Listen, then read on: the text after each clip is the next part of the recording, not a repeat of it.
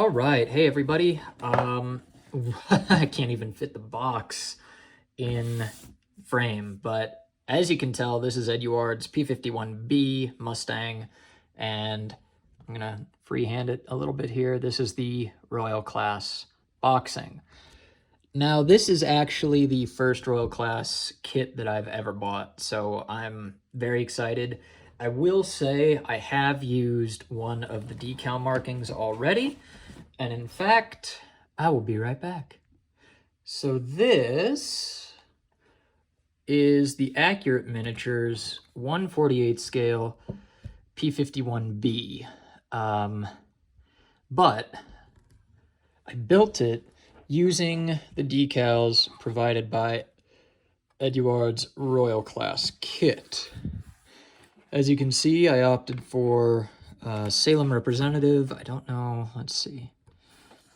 I opted for Salem Representative, which I just really appreciated the artwork of that kit, or of that model, and yeah, had to make my own masks. But I know Eduard decals have been a point of discussion in the past. Some people like them, some people don't. Having worked with them a couple of times now, I am mostly indifferent to them. I think they look fine. I did not attempt to peel the, what's it called, carrier film. And I mean, you can probably tell that they are really thin. I mean, just take a look at that star there. You can see the demarcation of the white and the black, and that's on me because I did not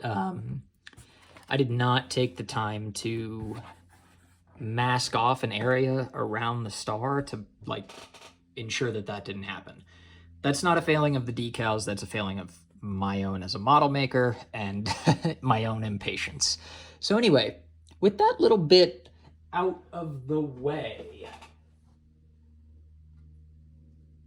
let's take a look and see what you actually get in the box. This enormous, wonderful box. So, being a Royal Class kit, you get some some brassin pieces, which are Eduard's in-house, oh my god, resin. Good lord. In-house resin brand. I think you get a seat and some wheels, if memory serves. I used one of the seats in here for the Salem Representative, so it's already missing. And then here's just some of the decal sheets. Yeah, here you go. These are the exclusive ones to the Royal Class boxing, including the B, Shangri-La, which Tamiya enjoyers rejoice, Bald Eagle, and Lou the Third. So some pretty famous aircraft, and yeah, just great little additions to the kit. The instructions, I'm gonna fly through this because they're very thick. They're typical Eduard as well. They give you a breakdown of what's included, a parts tree ×2 because this is a dual combo. And if you've built an Eduard P-51 before, the cockpit, you kind of know what to expect, right? It's a multi-piece cockpit, builds up pretty nicely. Some differences because it is an earlier model Mustang, but sidewall details, you know, this should all be pretty well known for you guys. I have yet to build an Eduard P-51D, so yeah, I don't really know what to expect except for some great looking detail. But you can model the flaps down or raised. Typically Mustangs on the ground had them modeled down because as the aircraft built up, or didn't build it up. In flight, the aircraft's flaps were powered by pneumatic pumps, I believe, and once on the ground, they quit and the pneumatic pressure was relieved. Anyway, here's the first of the two marking options. I believe this is the one, or is this the one? One of these two was built in, all of Eduard's marketing stuff and looks great. Passion Wagon and Berlin Express, both interesting aircraft. The Hun Hunter Texas, this is probably going to be one that I build. Salem Rep, we already discussed. Now, these ones are all the same ones you can get in the Overlord D-Day dual combo, not exclusive to the Royal Class Boxing. Additionally, Margie Maru and Big Mac Jr. This is a pretty well-known aircraft as well. Scarlet Kate, and then a Polish bird, or an RAF bird flown by one of the Polish squadrons. Which one is this? 315, number 315 squadron. And this is the other one that I will be building with the parts provided. So then you've got the 4 exclusive marking options, including Shangri-La, the B, and Bald Eagle and Lou. Now, these are all interesting marking options. I think Bald Eagle and the B are probably the most interesting in my opinion, just because of varied and sort of modulated painting that is required. So where do we go next? Being what is essentially a Proy Pack, you do get colored photo etch. So that's real nice. We all know and love Eduard photo etch. It's really, really spectacular. Oh goodness, I almost knocked over the camera. We also get some masks. I don't know how well you can see the cutouts, but they're there. Again, Proy Pack, standard equipment. We know what to expect and we know what to enjoy. So I'm gonna put that off to the side.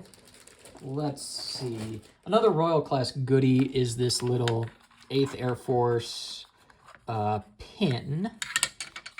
Let me get it out of the box. It's about the size of an American quarter, so it's not small, but it's also not large. It's not like the beer glass that they included in some of their previous Royal Class boxings. And you'll notice it includes the P-51B and the P-51D, because at the same time as this kit, Eduard was marketing their 1/72nd scale P-51D, which also comes in a Royal Class Boxing.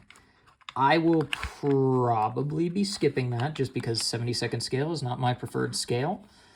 But we'll see. I did end up buying a couple of Eduard 72nd scale BF-109s. So another Royal Class goodie is these masking parts for the wheel wells, which is just great. If you follow Hammerhead Model Maker or Model Making on YouTube, Instagram, wherever, I think he shared that these fit perfectly. And I believe they also work for the Tamiya kits as well. Don't quote me on that. I can't remember. But that's a really nice inclusion. And let's see. Okay. Yes, here's another Royal Class goodie. You get a space set for one of the kits. There's only one, but it's a 3D instrument panel, and I've never used these, but I've picked some up for P-51Ds, so yeah, I'm excited to see how it works, but maybe not with the P-51B. I want to try it on a kit, one of the P-51Ds that I've got in the production pipeline. So all right, now I'm not going to show this off, but you do get a pretty nice poster. As you can tell, I have not opened it. It is basically the Overlord box art, so that's pretty cool. But not going to show it off here because this video is already 8.5 minutes long, and I want to get to the plastic. So there's one box, or sprue. Here's another. And okay, screw it. We're just gonna go all in. Just gonna go all in. And clear parts. So I'll only show off one sprue really in detail because these sprues are gonna be identical across the board. Oh boy, where to start? So let's just start with some of this detail. So this sprue includes the gun barrel ports and multiple different propellers. There are many different kinds of propellers included, I think 4 or 5. So there are going to be different versions later on down the line. Either that or this was just recycled from a different P-51 kit, but I don't think so, because this piece is specific to the P-51B. They were armed with 450 cals, not 6. So that's interesting. I'm excited to see where they go with this, but we'll set that over on the side for now. Now let's get into... Yeah, this is arbitrary order, guys. Let's get into the fuselage and wings. So there have been some issues with people getting the wings, and a part in them being busted or bent or just outright gone, and mine is actually kind of bent. I'm not going to get all worked up over that. It's not a big deal to me. I will be very careful, but let's start with the fuselage halves. As you can see, hopefully, come on camera, there we go. It is pretty much what we expect from Eduard. Very fine surface detail, nice looking rivets, and just overall really nice detail. They've got the shape down. I mean, I wouldn't expect any less from Eduard. The amount of time that they've put into this thing, and the experience that they've got, you know, with the P-51Ds, if they produced anything other than an excellent product, I would be very concerned. We've got the top, the wing top here, as well as the flaps, and it looks like the tail, or maybe the horizontal stabilizer at the rear. I think this is the horizontal stabilizer, both halves. And then, okay, let's get to this part. This is the underside, and this right here in the middle is a very fragile piece of plastic that a lot of people have said has shipped broken. And I mean, you can, whoops, you can kind of understand why. It's a very thin piece of styrene. And of course, the gun bays are a little bit recessed on the other side, and there's a cutout here for you to trim in case you want to display, like buy more Eduard resin and display the gun bays open. And there's the cutout for the 4 machine gun ports. So that's the main fuselage and the wings. Let's move on to some of the finer details. Oh gosh, there's so much plastic in this set, guys. This is, oh man, to say that I'm happy I bought a Royal Class is a bit of an understatement. I had been looking at buying the P-51D Royal Class secondhand, but I just couldn't find, there aren't many of them out there. So, okay, come on. I'm trying to get this out as carefully as possible. Okay. And with this kit, Eduard basically said, I don't know if this is standard practice for them, but they said they will only produce as many sprues as there were, or as many versions as there were pre-orders. So I made sure to get the Royal Class Edition ASAP. So here's some of that cockpit sidewall detailing. These may look like ejector pin marks, but I think these are part of the detail that you build up, and it will be covered by other parts throughout the build. Got a nice looking seat back here, a seat, a bucket, I guess you could call it, and then a seat back. Here's the cockpit floor. They do not have it modeled curved like some older manufacturers did. I think Tamiya is guilty of this, but it is a flat piece of plastic. So that's good to see. The radio box looks nice, and you've got a bunch of thin looking plastic parts to build up a lot of the other details. And then it's kind of in focus up there at the top. Let me see if I can get this better for you. Let's see. I think that's just a little too close, but you can see some of the nice raised detail that we've got going on here. And then this instrument panel looks good. And of course, with the photo etch that Eduard provides, you may not even need to worry about the instrument panel detail. So here we have the landing gear bay with multiple spars, multiple pieces, the, I don't know what you would call these, but the connecting joints maybe are right there. They look good. Multi-part wheels, but again, you've got some resin wheels included with this. So I don't know if that will be needed, but then you've got multiple different kinds of exhaust stacks. They all look great. They are, in fact, drilled out. So I don't know how well you can see that there. It's a little hard to focus in. This is just an iPhone, so bear with me. But you've also got the, what is this? The tail wheel section. And yeah, this all looks stellar. Like, I really have no notes about how the pieces look. We will see how they actually all fit together. That's going to be the big test, as it should be. So you already saw that piece. This is the, if I can get it out, there we go, come on. Haha, I win.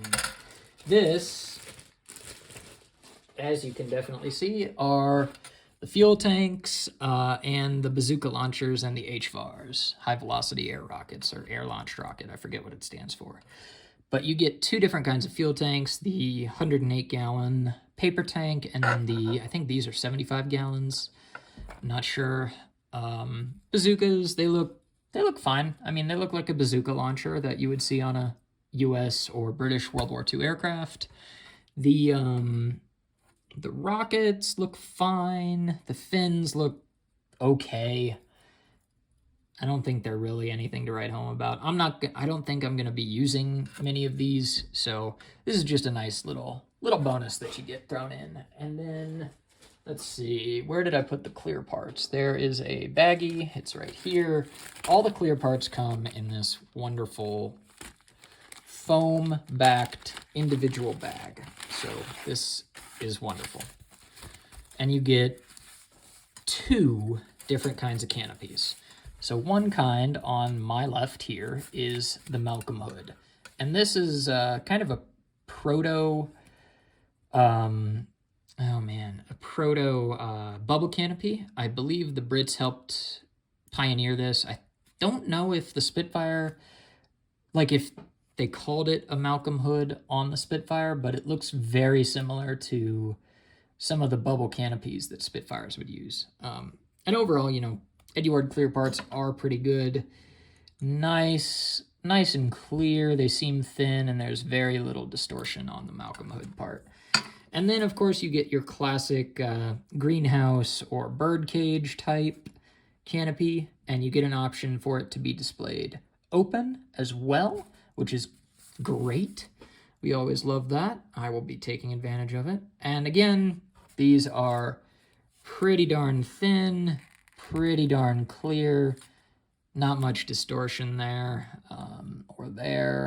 or even there. So yeah, this is going to be a really exciting kit for me. I have been in love pretty much with the P-51B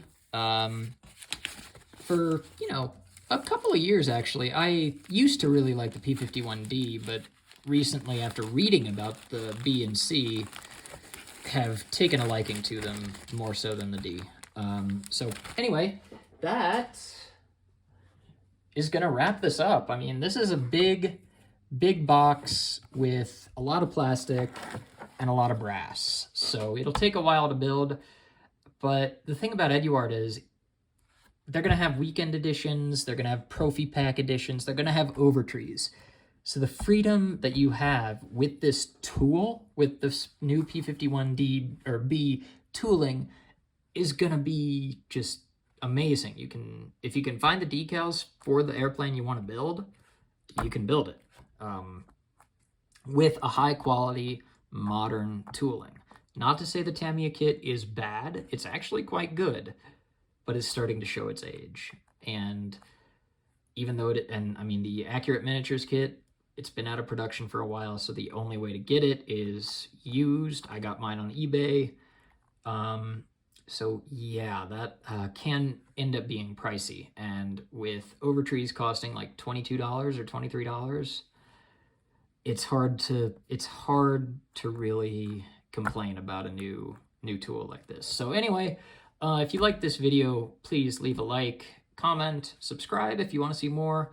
As I said in the P-47 video, I'm trying to get together a build video for you all. So But again, as I said in that video, I don't think it's going to be the Smyr Su-17. So I apologize for that. I need to take a break from that thing. It is a pain in the butt, but it's an interesting aircraft that I really like. So I will power through. But anyway, yeah, please do all that stuff. Like, comment, subscribe, ring the bell so you don't miss a release from the Mile High Modeler. But until the next one, I hope you have a wonderful day, week, night, afternoon, whatever it may be. And I'll see you in the next one. Goodbye.